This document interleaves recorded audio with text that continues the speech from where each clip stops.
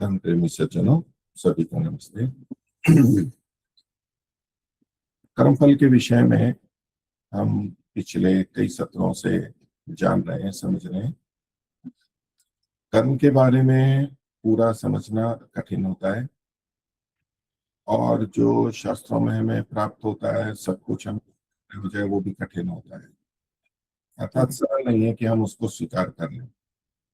जिनकी बहुत अधिक श्रद्धा है और अच्छे से समझ लेते हैं वो काफी हद तक स्वीकार कर लेते हैं।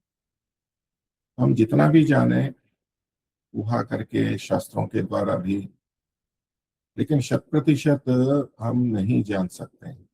सही ऐसी है, लेकिन फिर भी बहुत कुछ हम जान सकते हैं और जानना हमें चाहिए, समझना चाहिए, क्योंकि हमारा ये मनुष्य जन्म भी और आगे के जन्म भी इस कर्म के ऊपर निर्भर करते हैं। और हमें आगे अपना कैसा जन्म लेना है और मुक्ति को पाने का रास्ता कैसा होगा, कैसे कैसे करना है, इसके लिए हमें कर्म को समझना तो बहुत आवश्यक है। कर्म के बिना हम रह भी नहीं सकते हैं। कर्म करते ही हैं, कर्म करना आवश्यक होता है हमारे लिए। इसलिए कर्म को समझना बहुत ही महत्वपूर्ण है। तो पिछली बार बहुत सारे प्रश्न आप लोगों के लिए थे कुछ, और जो कुछ प्रश्न बचे हुए हैं और उसके बाद जो प्रश्न आए हैं उन प्रश्नों को मैं आपके सामने लेता हूँ।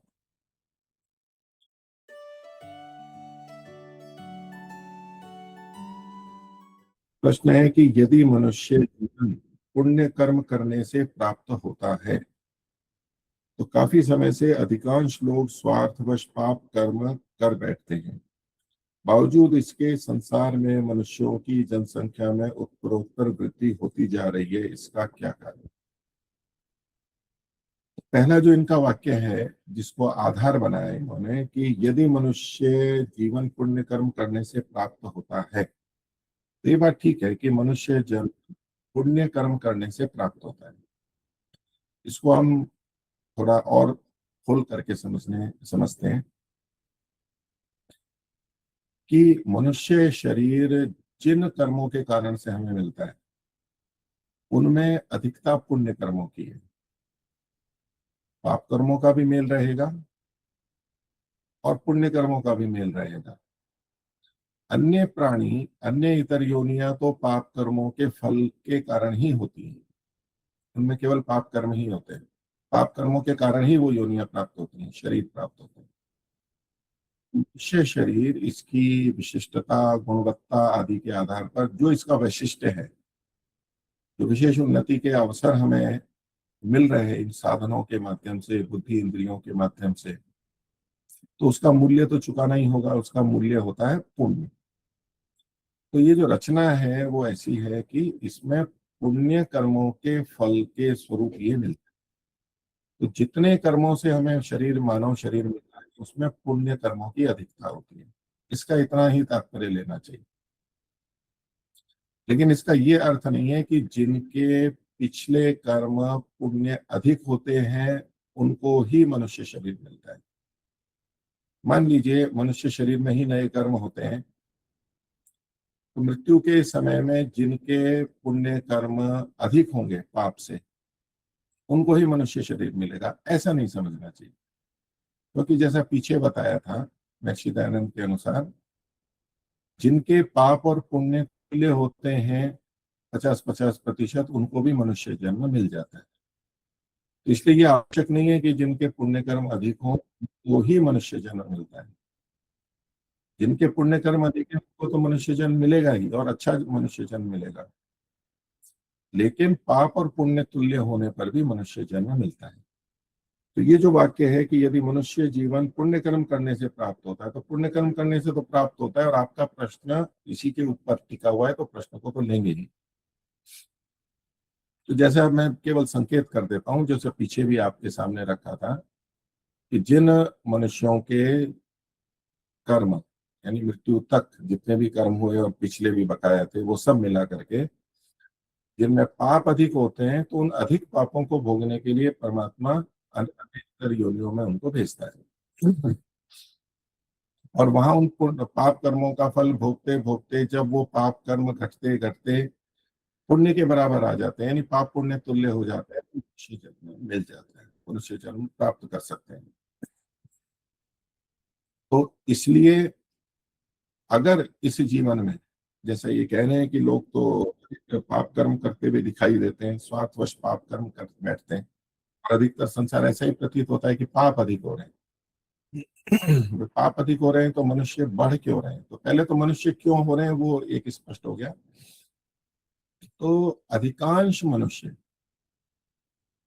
अन्य शरीरों से मनुष्य शरीर को प्राप्त हुए हैं, अर्थात इस मनुष्य जन्म से पहले पूर्व जन्म में भी मनुष्य ही जिसका रहा हो, ऐसे तो बहुत ही कम होंगे। कितने होंगे कह नहीं सकते, बहुत कम होंगे। अधिकांश हम लोग अन्य शरीरों से आए, क्योंकि हमारे जीवन में पाप कर्म अधिक हो जाते हैं। हमें पता नहीं रहता, लेकिन हमारे द्वारा पाप होते हैं, पुण्य कम हो जाते हैं। हम कह सकते हैं अपने को देख करके कि हमारा पुण्य अधिक है, हम पुण्य अधिक कर रहे हैं, पापों का हमें पता ही नहीं है कि ये भी पाप कर्म है, और वो जमा होते जाते हैं। इस विषय को मैं आगे लूंगा, लेकिन हमारे पाप अधिक थे, हमने अन्य योनियों में भोगे, पाप पुण्य तुल्य हुए, और अब हम मनुष्य शरीर को प्राप्त हुए। इसलिए इसके साथ संबंध नहीं है कि मनुष्य यदि अधिक पुण्य करते, वर्तमान के जो मनुष्य हैं सृष्टि में, ये यदि अधिक पुण्य करते तो मनुष्यों की संख्या बढ़नी चाहिए थी। लेकिन चूंकि अधिक लोग पुण्य कर अधिक पुण्य अधिक मात्रा में पुण्य नहीं होते, इसलिए फिर मनुष्यों की संख्या कैसे बढ़? इसका मतलब है कि पुण्य कर्मों के कारण से मनुष्य शरीर नहीं मिलता होगा, ये इनका प्रश्न का तात्पर्य है। तो यदि मनुष्य जीवन पुण्य कर्म करने से प्राप्त होता है, तो काफी समय से, मतलब लंबे समय से अधिकांश लोग स्वार्थवश पाप कर्म करते हैं। इसके बावजूद संसार के मनुष्यों की जनसंख्या में उत्तरोत्तर वृद्धि होती जा रही है। तो एक तो कुछ उत्तर तो मैंने आपके सामने रखा, उससे आपको स्पष्टता आई होगी। तो जिन जिन के भी पुण्य पाप बराबर होते हैं, वो मनुष्य शरीर बन सकते हैं, मनुष्य शरीर में आ सकते हैं, परमात्मा मनुष्य शरीर में दे सकते हैं। अब इसमें ऐसा है कि ये केवल अकेली पृथ्वी नहीं है जहाँ की ये प्राणी है या मनुष्य है। अभी जैसे आप सोच रहे होंगे, अधिक संभावना यही है कि आप केवल इस पृथ्वी को ही देख रहे होंगे। यहाँ पर पाप अधिक हो रहे हैं, लेकिन मनुष्यों की संख्या बढ़ रही है। होना उल्टा चाहिए था, पाप अधिक हो रहे हैं तो अन्य प्राणियों की संख्या बढ़नी चाहिए थी, मनुष्यों की संख्या घटनी चाहिए थी, ऐसा होना चाहिए था। तो यदि हम केवल इस पृथ्वी को देखें तो अवश्य ही ये असमंजस में प्रतीत होगा। दूसरा, ये जो मनुष्यों की संख्या बढ़ रही है, हम कहते हैं कि भाई पहले 1 करोड़ थी और अब 7-8 करोड़ हो गई है, या 50 लाख थी, 50 यानी 1 अरब से 7-8 अरब हो गई है, पहले 50 करोड़ ही थी, ऐसे जितनी भी थी। हम जितने भी 4-5-10 गुना उसको बढ़ा हुआ मान लेते हैं, लेकिन वो संख्या बहुत कम ही है वास्तव में, अन्य प्राणियों की तुलना में बहुत कम है। तो इसलिए ये कोई बहुत ज्यादा वृद्धि नहीं है, केवल मनुष्यों की दृष्टि से वृद्धि है। और दूसरा, मैं ये कह रहा था कि केवल इसी पृथ्वी पर मनुष्य और प्राणी हो, ये ऐसा नहीं है, अन्य भी लोक लोकांतर हो सकते हैं, पूरी संभावना है कि वहां भी ऐसी ही सृष्टि या इससे भी श्रेष्ठ सृष्टियां हों। तो परमात्मा कब कहाँ कितनी अनुकूलता है कि मनुष्य शरीर हो सकते हैं, कहाँ मनुष्य शरीर बनने की संभावना है, वहां वहां उन आत्माओं को भेज देता है, चाहे इस पृथ्वी पर भेजे या दूसरी पृथ्वी पर भेजे। तो कभी यहाँ पर मनुष्य कम थे तो वो कहीं दूसरी जगह ज्यादा भी हो सकते हैं, कहीं कम भी हुए होंगे तो यहाँ भी ज्यादा हुए होंगे। तो इस विषय में चूंकि हम कुछ निश्चय से नहीं कह सकते, इसलिए तो ये प्रश्न नहीं बनता है। इसमें प्रश्न बनता है, मतलब शंका होती है, लेकिन उसका समाधान ये होगा कि मनुष्य शरीर पाप पुण्य की तुल्यता से या पुण्य की अधिकता से होता है। इसीलिए मनुष्य जितने भी होते हैं सब बहुत अधिक श्रेष्ठ स्थिति में नहीं होते हैं। सब तरह से, धन की दृष्टि से, ज्ञान की दृष्टि से, शरीर की दृष्टि से, परिवार की दृष्टि से, अन्य साधन संपन्नता की, उनमें बहुत अधिक अंतर होता है, 100 गुना तक अंतर। तो जिनके, ये बात है कि मनुष्य को बहुत पुण्य का फल मिलता है, और उसका फल है, तो मतलब सभी बड़े अच्छे होने चाहिए, सभी बहुत संपन्न होने चाहिए, सभी को बहुत श्रेष्ठता होनी चाहिए, ऐसा नहीं होगा। क्योंकि जिनके पाप और पुण्य थोड़े थोड़े से हैं, जिनके पहले भी मैंने बताया था, जैसे कि एक उदाहरण ही ले लेता हूँ, जैसे कि 10% पुण्य है और 90% पाप है। अब वो जो प्रतिशत पाप अधिक है, उनको भोगते भोगते जब तुल्यता आएगी जिसके 10-10 पाप और पुण्य बराबर होके 50% बने, तो पुण्य भी थोड़े और पाप भी थोड़े हैं उसके। तो अब जब उसको मनुष्य जन्म मिलेगा तो उसको तो थोड़े से ही पुण्य तो है, उसके बहुत ज्यादा पुण्य तो है नहीं। और किसी के 1 लाख पाप और 1 लाख पुण्य है, तो भले ही 1 लाख पाप है लेकिन पुण्य भी तो 1 लाख है। अब जो उसको मनुष्य शरीर मिलेगा वहां मनुष्य शरीर पुण्य की अधिकता से मिलेगा, ये है। 10-10 ही है और उसमें से अधिक मिलेगा तो 10 के 10 भी काम में ले लिए, और पाप में से भी 5-4 जोड़ लिए तो भी कितने से पुण्य थे, 10 ही तो थे। किसी के 1 लाख पाप और 1 लाख पुण्य थे, अब उसको मनुष्य शरीर मिलना है। अब उसके मान लीजिए 500 पुण्य उपयोग में आ रहे हैं, 800 पुण्य मनुष्य शरीर के प्रयोग में आ रहे हैं, भले ही पाप कर्म भी कितने भी हों लेकिन पुण्य तो अधिक हो उसके। तो इसलिए मनुष्यों में भी समानता नहीं होती कि सबके पुण्य अधिक हैं, बहुत अधिक हैं। उनकी दृष्टि से, व्यक्ति की दृष्टि से पुण्य अधिक है उसके, पाप कम है मनुष्य शरीर के लिए और पुण्य के फल में ही मिलता है। लेकिन एक दूसरे से तुलना करेंगे तो किसी का मनुष्य जन्म बहुत अधिक पुण्यों से युक्त होता है, उसको वैसे ही श्रेष्ठ साधन मिलते हैं, और किसी को कम श्रेष्ठ साधन मिलते हैं। तो इसलिए, और ये तो हमारे ऊपर निर्भर करता है कि आज मनुष्यों की जो जनसंख्या बढ़ी है, यद्यपि कहीं थोड़ी घट भी रही है कहीं पर, लेकिन कुल मिलाकर के बढ़ रही है, उसमें अन्य कारण है, हमारे प्रयत्न कारण है। चिकित्सा की स्थिति है, बच्चों की देखभाल है, प्रसव के समय रक्षा है, आकस्मिक सुविधा है, शल्य क्रिया है, इन बहुत सारी चीजों से ये आयु भी हो गई ज्यादा। पहले महामारियां बहुत हो जाती थी, छोटे बच्चे बहुत मर जाते थे, माताएं प्रसव के समय बहुत मरती थी, जन्म मृत्यु दर बहुत अधिक थी। तो इन सब कारणों से मनुष्य उत्पन्न तो होते थे लेकिन वो बढ़ नहीं पाते थे क्योंकि हम उसको संभाल नहीं पाते थे। तो इसमें परमात्मा कारण नहीं है, इसमें हम मनुष्य कारण है, और हमने ऐसी व्यवस्थाएं बनाई कि ये संख्या बढ़ रही है। लेकिन अब उत्पादन कम हो रहा है, धीरे धीरे कम हो रहा है, बहुत से लोग संतान उत्पन्न नहीं करते हैं या एक दो ही होती है। तो आगे कहते हैं कि संख्या कम भी हो सकती है या प्राकृतिक रूप से भी कम ज्यादा हो सकती है, लेकिन उसका सीधे सीधे इस पुण्य की अधिकता से संबंध नहीं है। इन सब कारणों से मनुष्यों की संख्या में वृद्धि हो सकती है, और युद्ध हो जाए, अचानक परमाणु युद्ध हो जाए और बहुत सारे मर जाए तो कम भी हो जाएंगे। ये मनुष्य कृत है, बढ़ना भी और घटना भी। परमात्मा इसमें हस्तक्षेप करके बढ़ाता नहीं है और ना घटाता है। हम जैसी स्थिति रखेंगे वहां इस लोक में दूसरे लोक में वैसा होगा।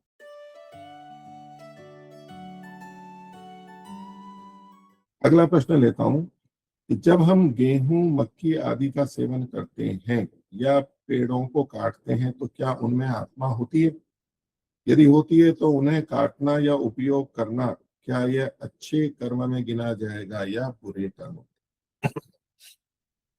तो चूंकि जैसे मांसाहार का होता है और उसमें एक बड़ा हेतु दिया जाता है कि जीव हत्या हो रही है, और जीव हत्या होने के कारण से वो पाप है, ये जो एक प्रस्तुति होती है वो इसके पृष्ठभूमि में है कि किसी को मारना, किसी के जीवन को नष्ट करना, ये पाप होगा। लेकिन हम तो खाते हैं, इसलिए प्रश्न है तो गेहूं, मक्का आदि का जो सेवन करते हैं, तो गेहूं और मक्का का उपयोग तो ऐसा है कि ये फसलें पक जाती हैं, और पकने के बाद अर्थात उनका जीवन समाप्त हो जाता है। तो दो तरह से आप देख सकते हैं कि हम पेड़ पौधों का प्रयोग जो करते हैं, आपके प्रश्न को दो भागों में बांट रहा हूँ। एक तो वो पौधे होते हैं जो अपना जीवन पूरा कर चुके होते हैं, समाप्त हो जाते हैं यानी मृत हो जाते हैं, अब जीवन नहीं है उनमें। उसमें गेहूं आदि हो सकते हैं पूरे पक गए, सूख गए और हमने काट लिया है, तो उसमें तो ये जीव हत्या वाली बात आएगी नहीं कि आत्मा होती है तो उनको काटना, जीवित को काटना। तो ऐसे जितने भी वस्तुएं हैं जो कि पेड़ों के अपना जीवन पूरा कर लेने के बाद में, अथवा उनके फल वहां पक गए, टूट गए, गिर गए और हमने लिया, तो उसमें तो पेड़ पौधे नष्ट नहीं किया। तो ऐसे जो वानस्पतिक प्रयोग हैं वो तो आपके इस प्रश्न में आएंगे नहीं, तो उस दृष्टि से तो वो पाप वैसे भी नहीं बनेंगे। अब रही बात है कि जो हम जीवित पौधों को लेते हैं, मान लीजिए गन्ना है, गन्ने को हम काटते हैं, वो भी जीवित है, हरा भरा है। मूली हम उखाड़ते हैं, दाल हम उखाड़ते हैं, और ऐसी चीजें हैं। हम धनिया काटते हैं, पौधा है, धनिया तोड़ करके ले लेते हैं, तुलसी के पत्ते तोड़ के ले लेते हैं, और भी बहुत सारे पौधे हैं जिनको हम हरे के रूप में काटते हैं या सेवन करते हैं। तो वहां पर यह प्रश्न रहेगा कि भाई वो उनमें आत्मा है या नहीं है। तो इसका उत्तर है कि उनमें भी आत्मा है, वो भी शरीर है। अपने पाप कर्मों के भोग के लिए ईश्वर की व्यवस्था से वहां पर वो आत्माएं पहुंची हुई है। तो जीवित तो है वो। अब प्रश्न है कि वो जीवित होती है तो उनको काटना या उपयोग करना ये अच्छे में गिना जाएगा या बुरे कर्म में। तो जैसी पृष्ठभूमि इन्होंने बनाई है, आपने बनाई है प्रश्नकर्ता ने, तो आपकी दृष्टि से तो ये पाप कर्म ही माना जाएगा। आप उसी दृष्टि से पूछ रहे हैं, ये तो एक ठीक है, प्रश्न करने के लिए अच्छा गिना जाएगा या बुरा गिना जाएगा, तो ये बुरा नहीं है। जीवित को भी प्रयोग करना बुरा नहीं है, यदि हम अपने जीवन को चलाने के लिए प्रयोग कर रहे हैं, उसका दुरुपयोग नहीं कर रहे हैं, अनावश्यक रूप से इस वानस्पतिक जगत का नाश नहीं कर रहे हैं, तो ये बुरा नहीं है। बुरा इसलिए नहीं है कि अच्छे और बुरे का अंतिम निर्णय परमात्मा के द्वारा होता है। अर्थात परमात्मा ने ही ये सृष्टि बनाई है और अच्छा और बुरा का जो पाप करने की बात है वो परमात्मा के द्वारा विहित चीजें करने से पाप नहीं होगा, और परमात्मा के द्वारा निषिद्ध चीजों को करने से पाप होगा। तो चूंकि वेद में हमें वनस्पति के सेवन का निर्देश किया गया है, धूप आदि का सेवन का निर्देश किया गया है, पेड़ पौधों का उपयोग करने का कहा गया है, कर सकते हैं, तो उसके द्वारा उसने सृष्टि ही ऐसी बनाई है, तो इसलिए कोई पाप नहीं लगेगा इसमें। तो इसको अच्छे कर्म की दृष्टि से तो है कि हम अपना जीवन चला रहे हैं, उस दृष्टि से अच्छा है, इससे कोई पुण्य कर्म नहीं बनने वाला है हमारा, अलग से कोई पुण्य कर्म बन रहा हो ऐसा नहीं है। हाँ, हमारा जीवन चल रहा है इससे, लेकिन पाप कर्म नहीं बनेगा परमात्मा के द्वारा विहित होने से। इसको समझने के लिए हम अन्य प्राणियों का उदाहरण दे सकते हैं, यद्यपि वहां पर कोई पाप और पुण्य होता नहीं है, लेकिन फिर भी कि वो प्राणी एक दूसरे को खाते हैं, मच्छरों को खाते हैं, मछलियों को खाते हैं, हिरणों को खाते हैं, जो जिसको दूसरे मांसाहारी पशु दूसरों को मार के खाते हैं, उसमें उनके द्वारा जो भी खाया जाता है उससे उनको कोई पाप नहीं लगता, क्योंकि ईश्वर ने व्यवस्था ही ऐसी बनाई है। और इसी व्यवस्था के अंतर्गत जिस जिसका उसमें जो दुख आदि प्राप्त होते हैं, उससे फलों का भोगना करना, वो सारा उसमें चलता रहता है। तो ऐसे में यदि वो अपने भोजन, अपने जीवन को चलाने के लिए उस व्यवस्था का अनुसरण करता है जो परमात्मा ने बना रखी है, और कोई विकल्प नहीं, जीना तो है ही, इसलिए उसको पाप नहीं कहा जाएगा, परमात्मा उसका कोई दंड नहीं देगा। तो इसी तरह से हम भी जो जीवित पौधों को लेते भी हैं अपनी आवश्यकताओं की पूर्ति के लिए, उसमें कोई पाप नहीं है। अच्छा कर्म मतलब पुण्य कर्म पुण्य कर्माशय बने ऐसा भी नहीं है, उससे कोई पुण्य कर्माशय नहीं बनेगा, बल्कि हम उसका उपभोग कर रहे हैं तो उतना पुण्य हमारा घटेगा। जो भी जिस भी वस्तु का हम उपयोग करते हैं, उपभोग करते हैं, उतना उतना हमारे को मूल्य चुकाना होगा, हमारा पुण्य कर्माशय कम होगा। लेकिन वो हमारे उपयोग के लिए है, उसका उपयोग करके थोड़ा पुण्य खर्च करके हम बहुत अधिक पुण्य करने के लिए और उन्नति के लिए अवसर प्राप्त करते हैं, इसलिए ये अच्छा कर्म है, विहित कर्म है, हम कर सकते हैं। और ये मैंने स्पष्टता पहले ही कर दी, पुनः कह देता हूं कि यदि हम इन पौधों का उपयोग अनुचित रीति से करते हैं, अत्यधिक दोहन करते हैं, अपनी बहुत अधिक सांसारिक सुखों के लिए इसको विनाश में लगते हैं, वो अनुचित है। पर्यावरण का तो ध्यान रखना ही है, जितना आवश्यक है उतना ही उपभोग करना है, तो इसमें कोई पाप नहीं है। आवश्यकता से अधिक अगर हम इनका उपयोग करते हैं तो उस अति में तो फिर हमारे को उतना हमारा पुण्य घट जाएगा, और अति में हानि करेंगे स्वयं के लिए, दूसरों के लिए कम उपलब्ध होगा और सृष्टि का नाश करेंगे, तो उससे पाप भी हो सकता है। नहीं तो इन वनस्पतियों के सेवन में कोई पाप नहीं है, और वहां उनका जीवन चला भी जाता है। हमने मूली को उखाड़ा और खा लिया और वो पौधा समाप्त हो गया, तो परमात्मा की व्यवस्था से आत्मा दूसरी जगह जाएगी, इसमें कोई पाप नहीं है।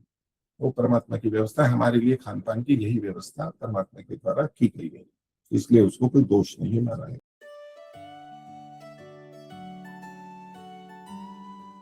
अगला प्रश्न है, क्या बिना सत्य जाने अपने मन से ही किसी पर संदेहवश कुछ भी कह देना पाप है? तो कुछ भी कह देने का मतलब मैं ऐसा समझ रहा हूँ कि कोई आरोप लगा देना किसी पे। हमारे मन में संदेह हुआ और सत्य को हमने जाना नहीं, और उस संदेह के कारण ही हमने कुछ भी बोल दिया अन्यों के सामने, ये व्यक्ति ऐसा है, मतलब आरोप लगा दिया, उसका सम्मान या मान घट गया, उस पर दोषारोपण हो गया, तो मिथ्या दोषारोपण हो गया। तो ये पाप है तो हाँ, ये पाप है। क्योंकि पाप की एक परिभाषा हमने यही देखी कि जब हम दूसरे का अपकार करते हैं, अपकार का मतलब है दूसरे की हानि करते हैं, अधर्म पूर्वक करते हैं, अन्याय पूर्वक दूसरे की हानि करते हैं, दूसरे को दुख देते हैं अन्याय पूर्वक, उससे हमारे को पाप लगता है। तो जब दूसरे में वो दोष है ही नहीं, हमने केवल संदेह के कारण से उनके ऊपर आरोप लगा दिया, ये हमारा दोष है, और उससे उसको हानि होती है, बहुत सारी व्यक्तिगत हानि भी हो जाती है और सामाजिक हानि होती है, आर्थिक हानि होती है, उसके कारण हम बन रहे हैं, तो इसलिए वो हमारा पाप ही कहलाए। और दोष इसलिए भी है कि हमें कोई भी बात कहनी है तो प्रमाण पूर्वक कहनी चाहिए। तो ऐसे में कभी हम जल्दबाजी में शीघ्रता के कारण, और थोड़ा सा हमने समझा, हमने सोचा ये पक्का है, या हमने पूरा प्रमाणित नहीं किया और हमने बोल दिया, हो जाता है, क्योंकि हर चीज को हम एकदम से प्रमाणित नहीं कर पाते कई बार। तो जल्दबाजी में विशेष रूप से दूसरे के लिए जो हम अपमानजनक वाक्य बोलते हैं, जो गलत बात बोलते हैं, वहां तो बहुत सावधानी रखनी चाहिए। तो हमने बिना प्रमाण के, यानी प्रमाण से पूरी परीक्षा ना करके हमने कुछ बोल दिया है, तो ये हमारी असावधानी है और उसके कारण दूसरे को हानि हो रही है, तो ये निश्चित ही हमारा पाप कहलाएगा।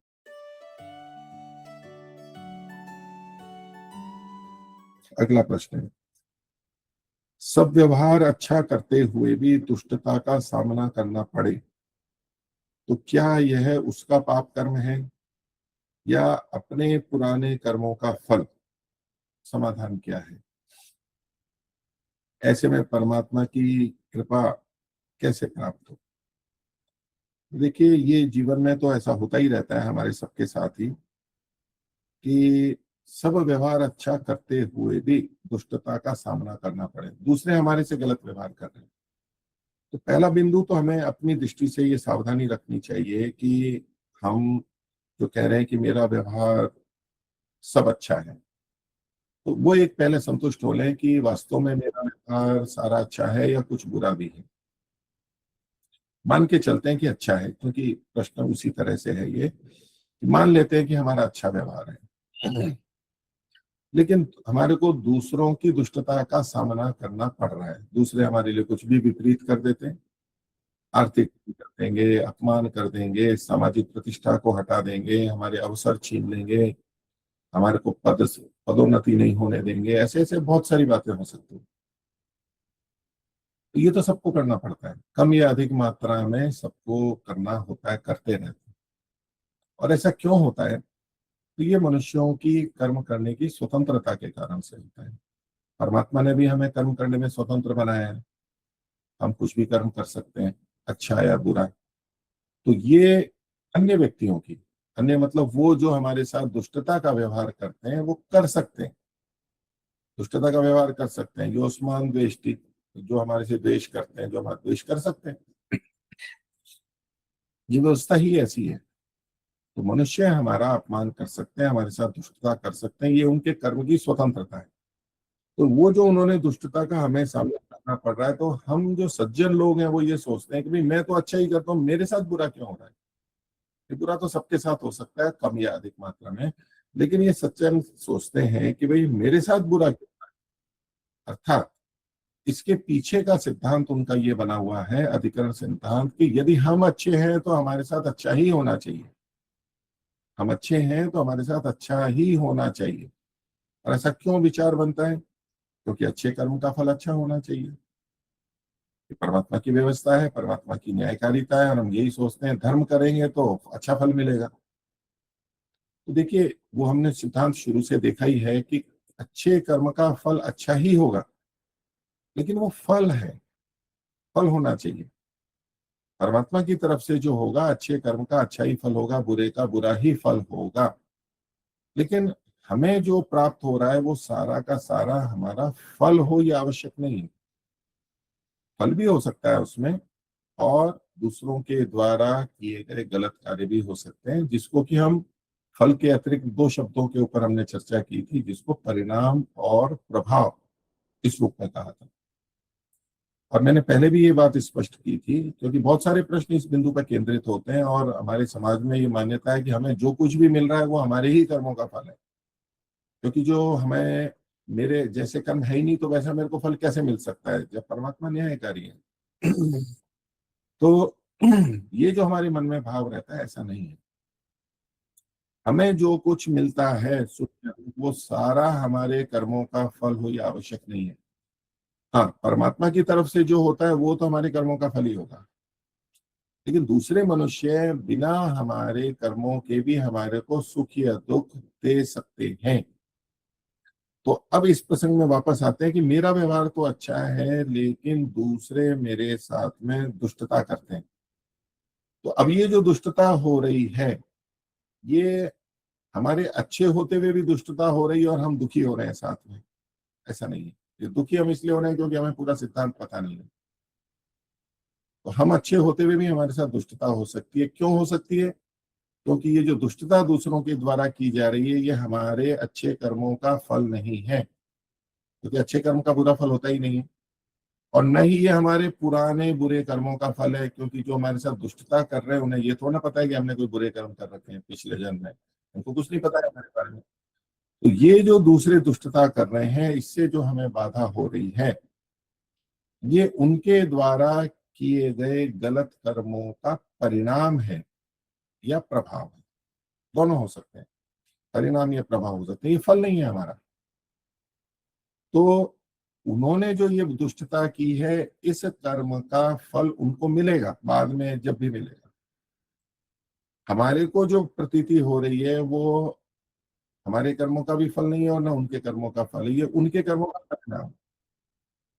और उन्होंने हमारे साथ दुष्टता की, इससे हम जितने दुखी हुए, वो सारा का सारा दुख देने का कारण भी सामने वाले नहीं होते हैं हमेशा। कि हमें जितना भी दुख मिला, कि दुष्टता उन्होंने की और उससे हमको जितना भी दुख हुआ, वो हमारे ही वो उसी के कारण से, ऐसा नहीं है। पीछे भी मैंने ये बात स्पष्ट की थी कि दूसरों ने हमारे साथ दुष्टता की, उससे हमारे को जितना दुख बाधा होती है, एक तो वो वास्तविक है, और एक हम अपनी अज्ञानता कल्पना से भी तो अधिक दुखी होते हैं। क्योंकि दुष्टता तो बहुत लोगों के साथ में होती है। समान दुष्टता दो व्यक्तियों के साथ हो, कोई व्यक्ति अधिक दुखी होगा, कोई कम दुखी होगा। और हो सकता है कोई दुख को होने भी न दे, हटा दे। तो ये जो दुख का कम और ज्यादा होना है, वो सामने वाले पर ही निर्भर नहीं करता है। सामने वाले ने जितनी दुष्टता की, उसका जितना दुख हो सकता है, वो एक निश्चित पैमाना और माना जा सकता है। अब हम अपनी अज्ञानता के कारण से या अपने विचार के कारण से हम अधिक दुखी भी हो रहे हो सकते हैं। तो अब दूसरों ने जो हमारे साथ दुष्टता की, उसका दंड उनको मिलेगा, वो परमात्मा की व्यवस्था पर छोड़ देना चाहिए। योस्मान द्वेष्टि यम च वयम दुष्म तंबो जम्भे दत्मः, वो परमात्मा के न्याय रूपी जबड़े में हम छोड़ देते हैं। हाँ, वर्तमान में जो हमारे लिए कर्तव्य है, हमें दुष्ट व्यक्ति को रोकना है तो रोकना है। ऐसा नहीं है कि उनको वो कुछ भी करते जाए और हम सहन करते रहे, ये हमारा भी दोष बने। हमें उसको रोकना है, उनको समझाना है। पीछे भी एक प्रश्न था, हम उनको समझा सकते हैं, उनको यथासंभव रोक सकते हैं, हम बच सकते हैं। ये हमारा कर्तव्य, हम कर सकते हैं। नहीं तो उनके वो और अधिक मात्रा में करेंगे, और उसमें हम भी सहभागी हो जाएंगे, नहीं हमारा भी दोष होगा उसके बढ़ाने में। लेकिन फिर भी दुष्टता होती है हमारे साथ, अच्छा करते हुए भी, रोकते हुए भी, तो उस कर्म का, दुष्टता का फल उनको मिलेगा, वो परमात्मा की व्यवस्था से तो उनको मिल जाएगा दंड। इसलिए हमारे को चिंता की बात नहीं है उसमें। अब है कि जी मेरे साथ तो दुष्टता हो गई, उनको तो फल मिलेगा जो मिल जाएगा, लेकिन मेरे साथ भी तो हो गई। तो हमारे साथ जो दुष्टता हो गई, उससे जो वास्तव में हमारे को दुख होना चाहिए और वो बाधा हो गई हमारे को, उसके लिए ईश्वर की क्या व्यवस्था है? तो उसके लिए ऐसा माना जाएगा, ये जो हमारे को दुख हुआ, ये हमारे पाप कर्म तो बहुत सारे हैं, लेकिन पाप कर्म के कारण से नहीं हुआ, ये तो दूसरे के कर्म के परिणाम से हुआ, लेकिन वो तो गया। तो जो हमारे पाप कर्म हैं पीछे के, परमात्मा एक न्याय व्यवस्था उसमें कर सकता है, न्यायकारिता भी है वो, कि उतने पाप कर्म हमारे भोगे हुए माने जा करके उतने पाप कर्म हमारे कम कर देगा। परमात्मा ने फल नहीं दिया था अभी, पाप कर्म का दंड नहीं, लेकिन मिल गया हमारे को दूसरों से। तो पहला तो सरलता का ये है कि हमारे उतने पाप कर्म कम हो जाएंगे। तो ऐसे में यदि कभी हमें दूसरों से अन्याय झेलना पड़ रहा है, तो दूसरे संतोष की, पहली संतोष की बात है कि उसको उसका दंड मिलेगा।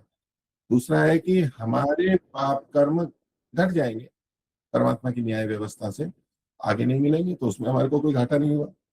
दूसरी बात, तो कोई ये कहे कि भाई हमारे हो सकता है पाप कर्म है ही नहीं, इतना दुख दे दिया किसी ने तो क्या होगा, तो उसकी फिर क्षतिपूर्ति, जितनी हानि हुई है, जितना दुख हुआ है, उसकी जो क्षतिपूर्ति हो सकती है वो भरपाई होगी। क्षतिपूर्ति मतलब भरपाई, वो परमात्मा की व्यवस्था से होगी, तो भी हमारा न्याय होगा।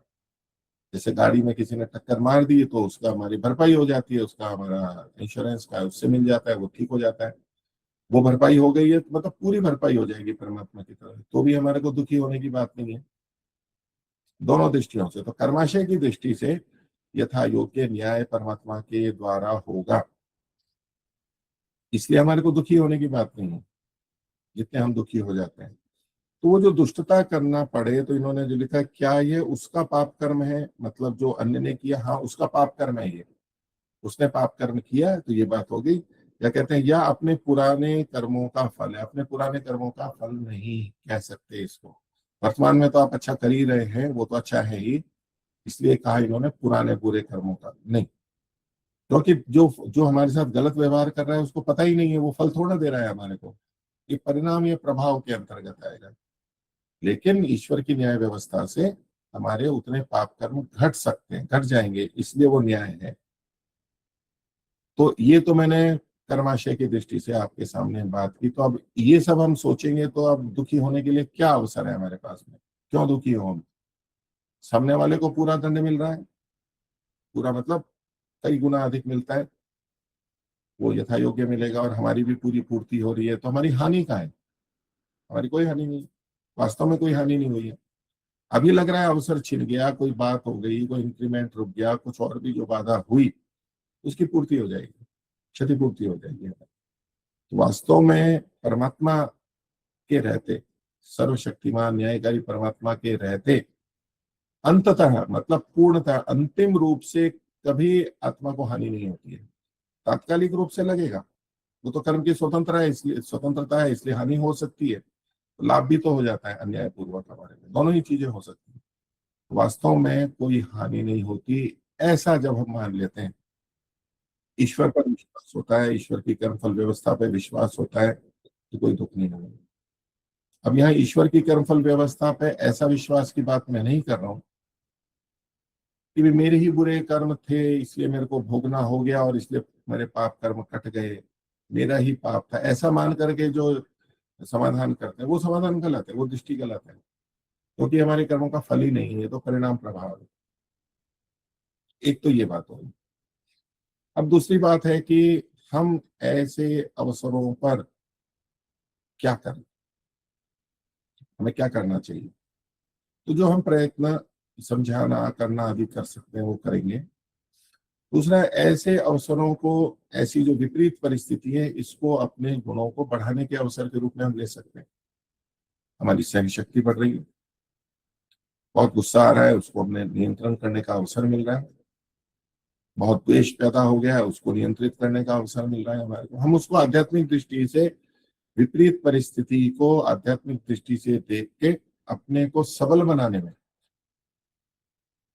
अपने को समर्थ बनाने में लगा सकते हैं, उस दृष्टि से हम लाभ उठा सकते हैं। ये हम फिसलेंगे तो खड़े होंगे, फिसलना पड़ गया किसी कारण से, चोट लग गई, फिसल गए, तो हम खड़े होंगे, जो है प्रयत्न करेंगे, आगे से सावधान रहेंगे। सामान्य सड़क पे चलते हुए तो नहीं हो रहा है कुछ ऐसा।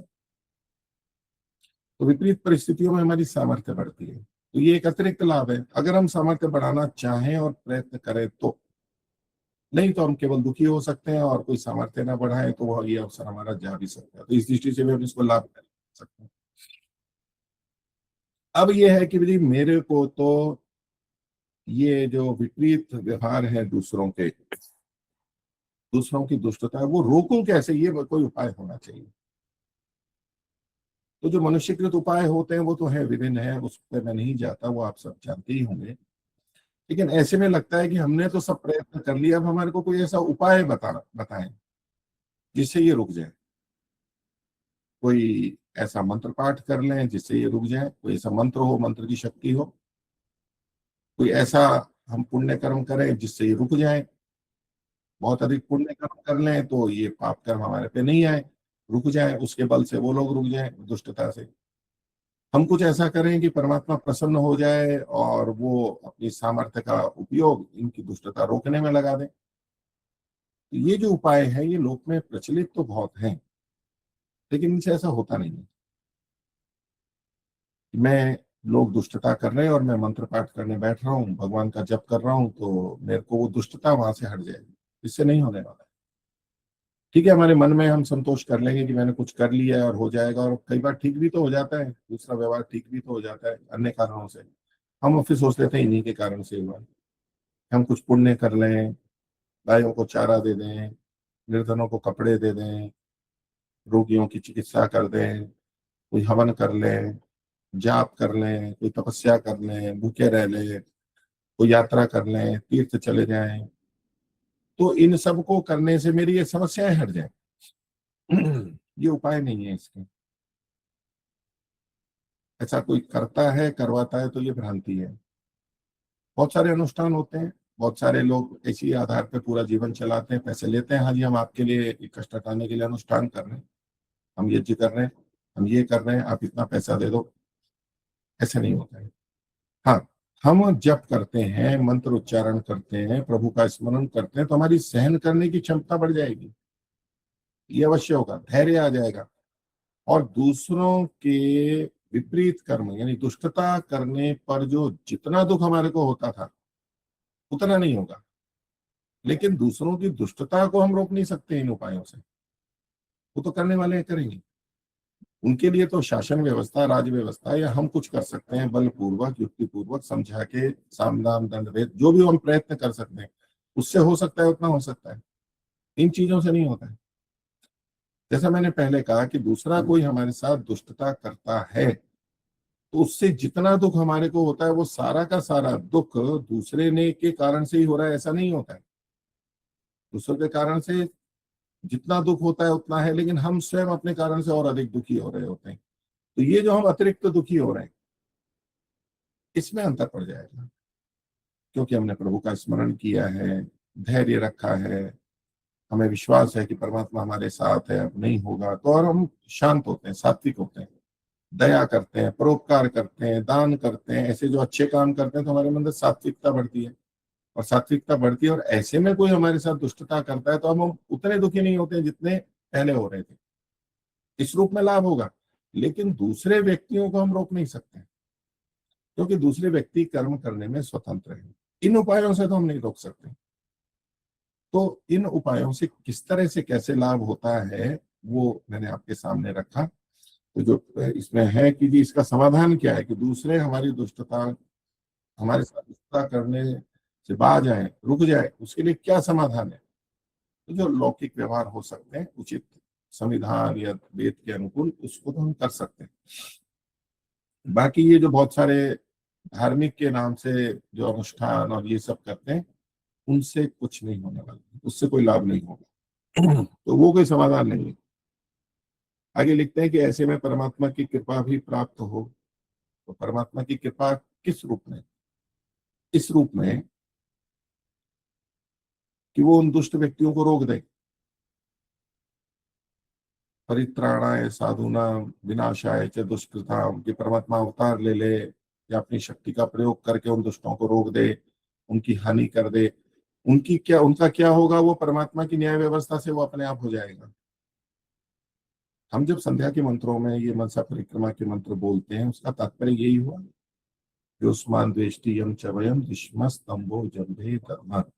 उसका मतलब ही ये हुआ कि हम ऐसी स्थिति में जितना हम कर सकते थे अपना बचाव और दूसरे को रोकने का, वो करने के बाद भी, उचित रीति से करने के बाद भी दुखी होते हैं, तो फिर अंततः हमें परमात्मा पर छोड़ना है उसको, और उसी से हम कम दुखी होंगे। तो ऐसा जब हम करते हैं, यानी परमात्मा का आदेश ही ऐसा है, परमात्मा की आज्ञा ही ऐसी है, हमें अच्छा करना है, पूरा प्रयत्न करना है, यही परमात्मा की आज्ञा है। और परमात्मा की कृपा, सहायता तभी होती है जब हम पुरुषार्थ करते हैं। ऐसे पुरुषार्थ नहीं कि हम जप करने बैठ गए कि जी मैं तो पुरुषार्थ कर रहा हूं तो परमात्मा फल देगा। जप का फल ये नहीं है कि हमारे को कोई पुण्य मिल जाएगा या हमारे शत्रुओं का नाश हो जाएगा। जप का फल अपने आंतरिक संस्कारों को अच्छा करने में है, ईश्वर के प्रति भक्ति श्रद्धा बढ़ाने में है, एकाग्रता बढ़ाने में है। उन सबके लिए अच्छा है, लेकिन इस तरह की चीजों के लिए नहीं होता है। तो परमात्मा की कृपा हमें मिले तो हम बस अच्छे काम करें, हमारी सामर्थ्य बढ़े, हम उन विपरीत परिस्थितियों में अपने को संतुलित रख सकें, धैर्य रख सकें, परमात्मा पे विश्वास बनाए रख सकें कि ये जो हानि दूसरा कर रहा है इसके प्रति न्याय होगा, इसकी क्षतिपूर्ति होगी, तो अब परमात्मा की कृपा होगी। बस हमें यही व्यवहार करना, नहीं तो हम मिथ्या भ्रांतियों में चले जाएंगे कि इसमें ऐसा कर दें, ऐसा कर दें, ये दूर हो जाएगा, ऐसा उपाय कर दें। इसी उपाय पे तो ये इतना पाखंड खड़ा हुआ है, ये हमारी इसी दुर्बलता के कारण तो बहुत बड़ा पाखंड चल रहा है। जब हम कहते हैं जी इसका उपाय कर दो, कोई वो भी कहते हैं हाँ जी उपाय कर देंगे आपका, तो कर देते हैं, होता है नहीं होता है वो किसको क्या पता है। संयोग से कुछ जगह लाभ हो जाता है, वो तो बिना अनुष्ठान कराने वालों का भी लाभ होता है, उनके भी शत्रु कई बार कम हो जाते हैं, उनका दबाव कम हो जाता है, दुष्टता कम हो जाती है, तो वो कोई उपाय नहीं है वास्तव में। तो हमें ऐसी मिथ्या भ्रांतियों में नहीं जाना चाहिए और हम अपने को बस अच्छे से रख लें कि उस दुष्टता में भी अपने को दुखी ना होने दें, अपने कारण से तो हम कम से कम दुखी होने से बच जाएं, बस यही है, और अपनी क्षमताओं को बढ़ाएं, यही यहाँ पर हमारे लिए उपाय होता है।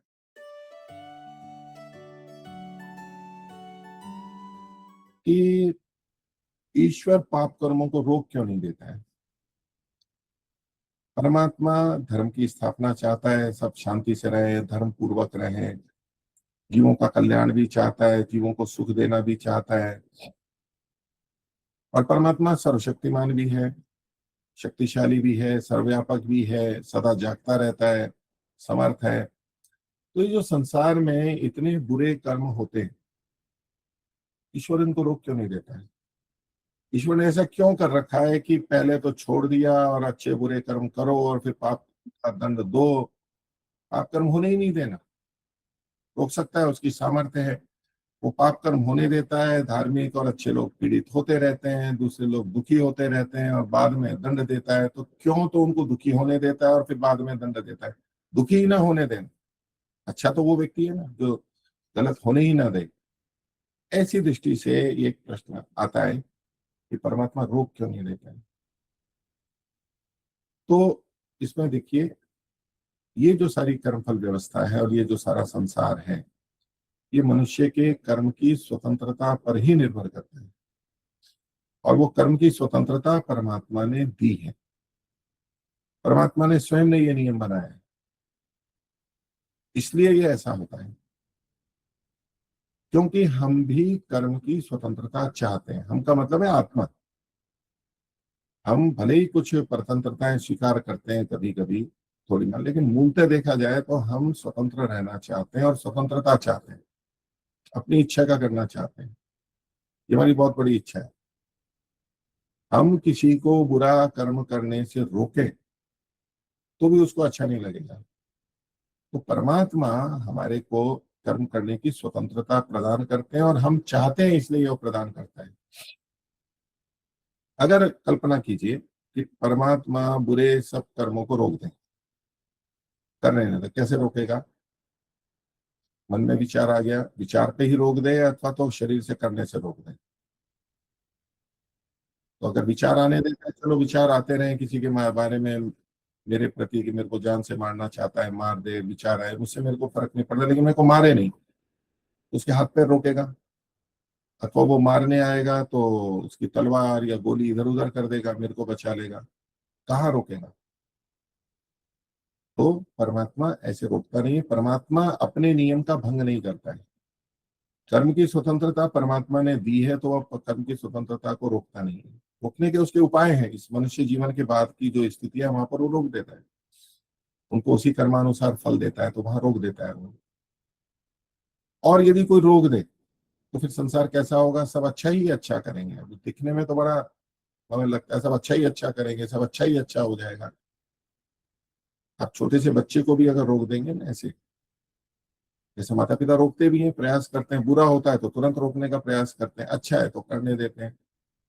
माता पिता बुरा करते हैं ऐसा नहीं कह रहा हूँ, माता पिता को रोकना भी चाहिए, लेकिन मैं बच्चे की प्रतिक्रिया, एक वो भी आत्मा है, वो तो अपने ढंग से कर रहा है, वो तो अच्छे बुरे का नहीं पता है ना, दूसरा कोई रोके वो उसको बिल्कुल रुचिकर नहीं होता है।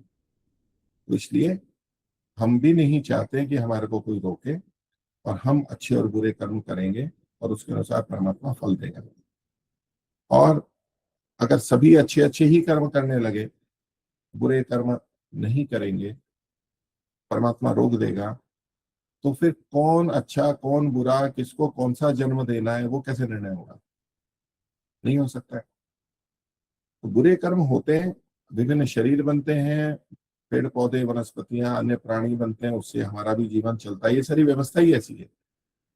अगर पाप कर्म होंगे ही नहीं तो सब पुण्य ही पुण्य करेंगे। और फिर ये भी कह दो कि परमात्मा सबसे अच्छे पुण्य कर्म क्यों नहीं करवा लेता है, फिर तो हम पूरे कठपुतली हो जाएंगे। फिर न कर्मफल व्यवस्था न न्याय व्यवस्था, बस परमात्मा ही सब कुछ करवा रहा है।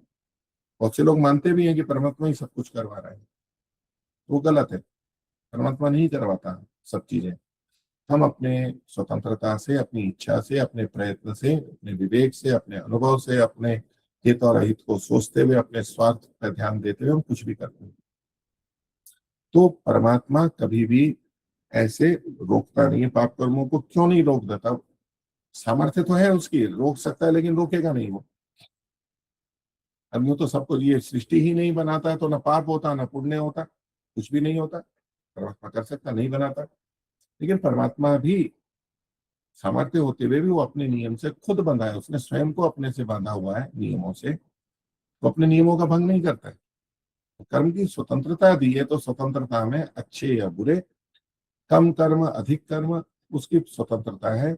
और ऐसे में हमारे को जो हानि होती है, दुख होता है, या संसार में जो दुख कष्ट बाधा है, जिसको देख करके ये प्रार्थना होती है कि परमात्मा रोक क्यों नहीं देता है, और परमात्मा पे आक्रोश भी आता है कि रोक क्यों नहीं रहा है वो, इतने बुरे कर्मों को रोक क्यों नहीं रहा है, होने क्यों दे रहा है। अच्छा पुलिस वाला तो वो होता है ना, अच्छा राजा तो वो होता है ना, जो पाप कर्मों से रोक दे, होने ही ना दे पाप। पाप हो जाए, कोई कुछ भी करे, फिर दंड दे, ये तो अच्छे राजा या अच्छे पुलिस वाले के लक्षण नहीं है, ऐसा हम समझते हैं। लोक व्यवहार में ठीक है वो भी, लेकिन परमात्मा की व्यवस्था ही ऐसी है कि मनुष्य शरीर में वो रोकता नहीं है, इसलिए कोई कुछ भी करेगा। हमें भी तो करना है ना। हम परमात्मा पे ही क्यों चाहते हैं कि वही सब कुछ करें? हमें भी तो ये रोकना है। पाप कर्मों को हम रोकने का प्रयास करेंगे, हम रोकेंगे तो हमारा पुण्य बनेगा। पाप कर्मों को रोकने का, उसके प्रभाव को कम करने का प्रयास करेंगे, लोगों को सिखाएंगे, रोकेंगे। ब्राह्मण है तो शिक्षा से सिखाएंगे, क्षत्रिय है तो बल से रोकेंगे उनको, इसमें तो हमारा पुण्य कर्म होता है ना। तो ये पूरी व्यवस्था ही ऐसी है कि कर्म करने में हमारे को स्वतंत्रता दी गई है। तो ईश्वर पाप कर्मों को रोक क्यों नहीं देता? उसका अपना नियम है, और व्यवस्था ही तभी चल सकती है जब न रोके। तो उसके लिए एक मोटा उदाहरण परीक्षा का दिया जाता है। ये हमारी परीक्षा है मनुष्य शरीर में। तो जब हम परीक्षा लिख रहे होते हैं, मोटा उदाहरण है केवल थोड़ा समझने के लिए, तो जो अध्यापक जानते हैं, पास में खड़े भी हैं, देखिए दूसरा गलत उत्तर भी लिख रहा है तो रोकते नहीं है उसको, ठीक है जो करना है वो कर लो, बाद में परिणाम जो आता है वो आता है। तो कई कहते हैं कि जी परीक्षा में तो चलो वो खुद लिख रहा है, गलत लिख रहा है तो दूसरों पे तो कोई दुष्प्रभाव नहीं आ रहा है, ठीक है उसने गलत लिखा तो कम अंक आएंगे या जो भी होगा, अनुत्तीर्ण होगा। लेकिन यहाँ तो कोई गलत काम करता है तो दूसरों पे प्रभाव आता है, तो वो तो आएगा। और चूंकि हमारे बहुत सारे पाप कर्म भी हैं, उनका भोग भी इसमें हो जाता है, ये व्यवस्था ऐसी है। तो जो पीछे भी प्रश्न के अंतर्गत था कि दूसरे यदि हमारे साथ में विपरीत व्यवहार करते हैं, उससे जो हमारे को कष्ट हो जाता है, अन्याय होता है, तो उसका एक न्याय ये है कि हमारे जो कर्माशय पाप के बने हुए हैं वो उतने घट जाते हैं। तो ऐसा होता भी है, तो हमारे भी तो पाप कर्माशय होते हैं, वो कम हो जाते हैं, तो उसके अंदर। तो इस प्रकार से हम इसको समझ सकते हैं। और समय समाप्ति की तरफ है, तो मैं अपने वक्तव्य को, विषय को यहीं समाप्त करता हूँ। सैगल जी की तरफ कुछ कहना है तो वो